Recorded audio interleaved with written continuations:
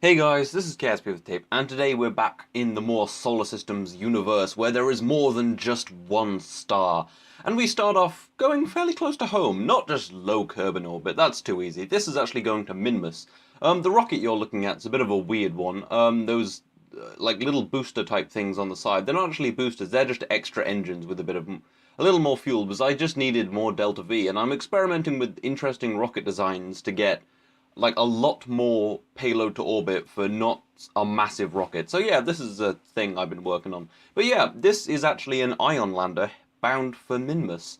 And I have done this before, actually. I've done an ion lander on Minmus before, but this one doesn't have a solar panel, because solar panels, they don't work in the dark void between stars because of the way stars are modeled in this mod.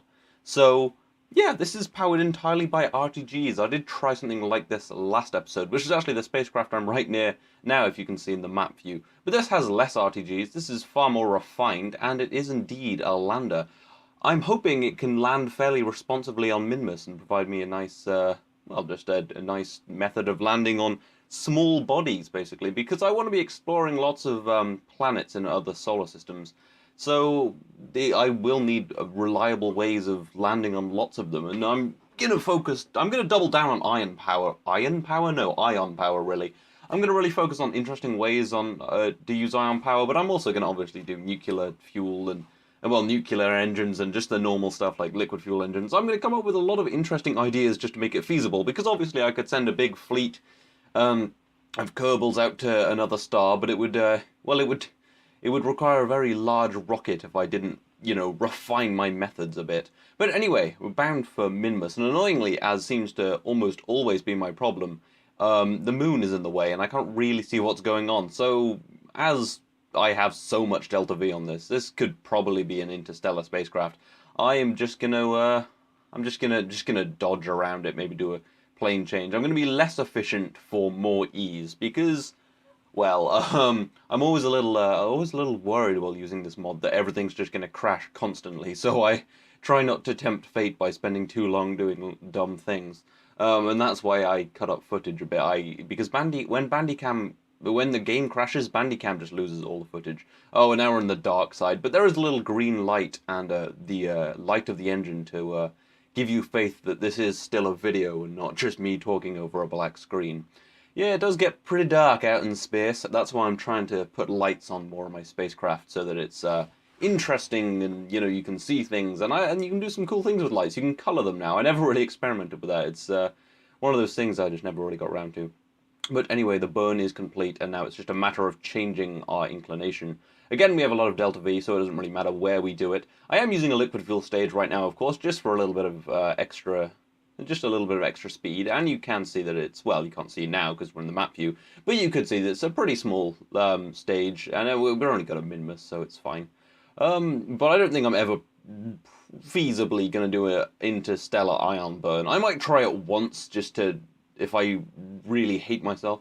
Might, yeah, as I said, I might try it once just to see if it's, a feasible thing. We'll see how long it takes, but just the thrust to weight ratio just isn't high enough. It's better than when I started playing the game because they did make it a little less realistic by increasing the thrust to 2 kilonewtons, which actually, if you think about it, is a huge amount of thrust for an ion engine. The ones they use, the most powerful one I've ever used is, I think, provided something like 2.5 newtons of thrust. I may be wrong. There may have been more powerful ones used, but I did some research into this, not for this video, for actually a science project I did about the asteroid redirect mission, because of course I'm very interested in that. But yeah, and the most powerful one they ever used, I think, was somewhere around 2.5 newtons, which you're like, "Ugh, well, that's nothing." But you've got a lot of time in interplanetary and interstellar travel just to burn for ages, and because ion drives will work quite well when you're going to somewhere like Mercury, because you're really close to the sun and you've got the sun for a long time, so you can it's never blocked by anything, so you can just burn constantly. Anyway, I'm having a problem now because I throttled up too far, because this can't actually provide the right quite enough power. I throttled up too far, lost all my battery, lost all my electric charge, and it wouldn't come back because the ion engine was technically still on, because it was a little bit glitched. But I managed to get some charge back somehow, And it doesn't matter that we're going into the dark now because we do not rely on the sun. The sun is no longer a good enough power source. Instead, we use radiothermal generators. But anyway, that looked like that skipped ahead a bit, possibly. But I think there may have been something. I think there may have been a crash there or something. But if there's ever just like a random jump, it's probably because there was a crash. And what I do is I cut the footage up as I'm recording. I stop recording and start recording because Bandicam likes to lose footage. It's just the way it works, I guess. But anyway, we're coming down onto the surface of Minmus. I'm just trying to make this not too long and not too slammy into the surface. But you can see I'm using, can't tell how many RTGs I'm using, I've actually forgotten. I think it was 12 I used on this, which wasn't quite enough to go full throttle, but was enough for pretty much full throttle. So I think if you take 13, you'll be pretty much good. And that's surprisingly, it's not that heavy actually compared to one of those massive solar panels. I think it's better to use lots of mini solar panels, but I haven't really checked, so... Oh no! I'm not using 12, I'm using 6... Am I only using 10? Wow, that's impressive. Because RTGs are surprisingly light in the game. But yeah, that looks like 10. Wow, that I thought I didn't realize I'd used that few. I obviously recorded this a while ago. I've recorded the rest of the footage in this episode much more recently, but I did this pretty much after the last episode because I was super hyped. But anyway, it looks like we're coming down. Well, I was a little worried we were coming down too hard, but we looks like we've slowed down pretty much well enough to not slam into the surface, which is nice because this was very, very expensive, I bet. But yeah, again, it's one of my spacecraft that isn't really doing much these days. It's just a lander with some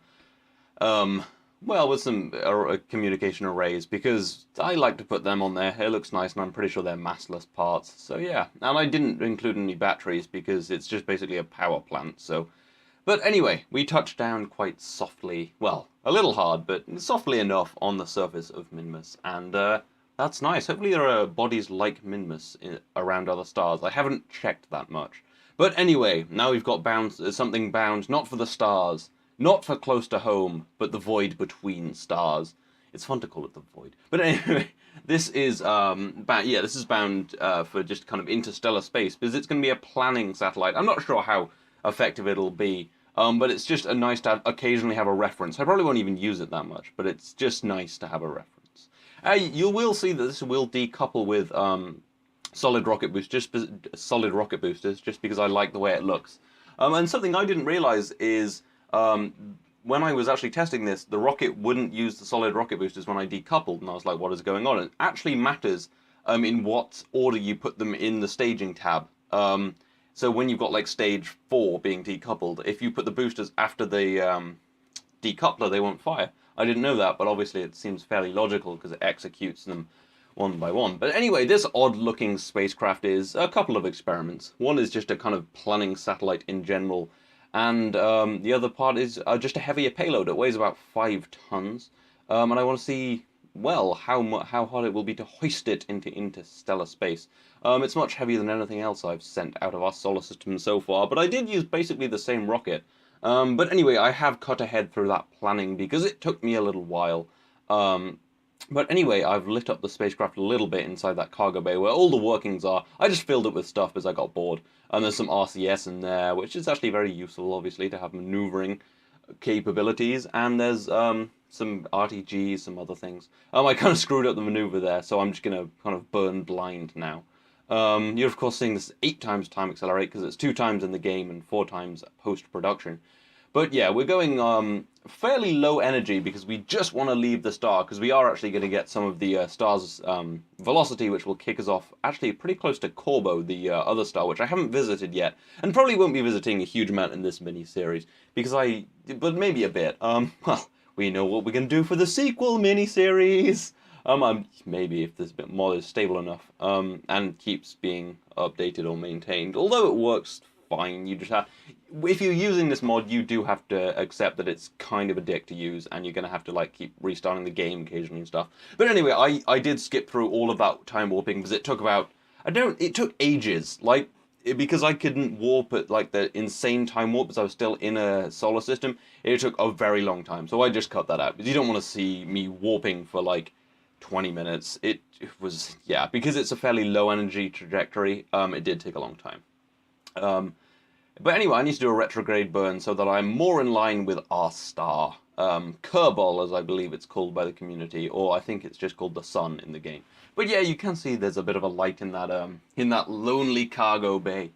And it's got a few internal workings. And the MechJeb unit, which is actually quite a useful tool for various things. I use it kind of like I use Flight Engineer. Oh, 1 minute. Sorry, there's a blip there. I was just interrupted. Anyway, what was I talking about? Oh yes, of course, the MechJeb unit is a very useful tool. But anyway, it is time for a retrograde burn using most of my RCS and all of my liquid fuel. If I was really, really, really trying to be efficient, I would burn off the RCS fuel first because that's the lowest ISP and it's more efficient to burn off your lower ISP fuel first so that your higher ISP fuel is burned when you're at a lower mass. But I wasn't too bothered, so I got into roughly the right orbit. It's just a reference, it's not for any pinpointing things. It might be useful for planning maneuvers, it might not. I haven't really thought it through, I was just kind of experimenting with a few things. But yeah, you can see, if this was an actual probe right now, a probe bound for the stars, I could get to that. Oh no, that's re-encountering the sun. But I think I could have got a maneuver, I could have got a transfer at that point. But anyway, that's actually what this is. This is bound again for Dolas, because I'm a little infatuated with Dolas right now, the beautiful blue star with some wonderful planets, which we are probably going to be visiting with this probe. Oh my god! Yeah, I wasn't going to mess around doing nothing. Like the first episode, first thing I did was going Interstellar, and this next proper Interstellar mission is going to hopefully another planet. I mean, I haven't actually recorded that yet, but we will see. Anyway, so let's move on into our burn to go into Stellar, as I've said. This is actually an ion-driven spacecraft. The ion engine is not for any burns to the star or anything. It's burns when I'm at the star. Although they're not really burns because I'm not burning the ions. I'm repelling them. So it's only meant for repels. No, but it is solar powered, so it will only work down near a star. But I think Dolas is probably brighter, so it'll probably, I won't need all those solar panels, but I brought them anyway, I was going to be safe. But yeah, it looks like, oh yeah, I'm doing my planning right now, I thought I was doing the burn for a second. This is actually pretty much the perfect time to burn, where I am right now, which, I'm not going to pretend that I planned that, it was a total accident, I was just in the exact right point. But annoyingly, I wasn't in a particularly high orbit, so I couldn't burn exactly where I should be burning. Well, I couldn't point exactly where I would be pointing, or I would deorbit and wind up on Kerbin, and Kerbin is not where I want to be. I want to be at another star doing awesome interstellary things. But anyway, we've ditched our second stage, and now it's time to use our transfer stage, which is a slightly bulkier version of the one I used prior.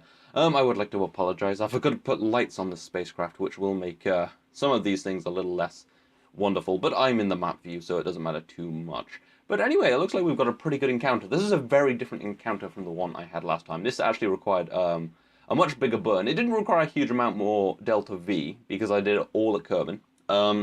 However, I did have to cut under the star, and it will take, I think, about 5 years longer than my last mission. But time is no object right now. These are just probes, and it's interstellar travel. We've got all the time in the world. And it's also a game, so...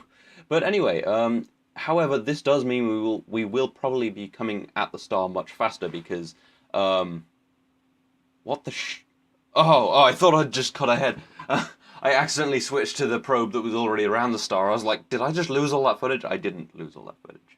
I was trying to focus on the star, but I clicked on the probe instead of the star. But anyway, look, we can get ourselves a nice encounter for a little extra burn. And this is actually as we're exiting the star, because there was a lot of time warping, but it was very fast, and we are going very fast right now. And we're going to cut under the star, and because we're at a very eccentric orbit, we will be going very fast when we reach the star. So last time, when it took me about 3 or 400 delta meters a second delta V to slow down, that'll be no such glory here. We're gonna be spending a lot of no such glory, no such. I can't think of the word I was thinking of, but yeah, it's going to be much harder, basically, is the point I'm going for, because we have a very, very big burn to, do, and, yeah, so, I don't know how big it is right now, but we will when we get to the star.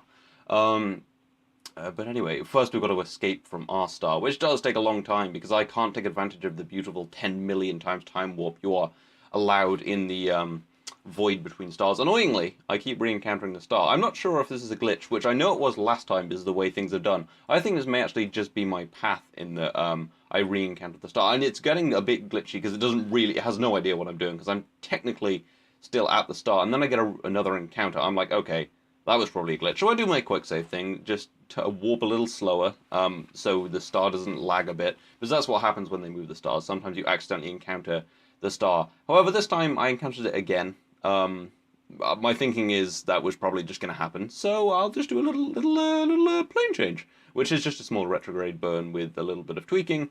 And it's not that bad. It's not too big a burn, and we've still got quite a bit of liquid fuel. Although I would quite like that at the start, because I know we're going to have to do a pretty big burn to slow down, which would be nice to have a little bit of low ISP, high thrust fuel, because that'll slow it down a little bit. But you know, the thing with ion engines is you just point them, light them up, leave them for like a certain amount of time, and then just come back. Leave it on 4 times time accelerate, and everything's fine.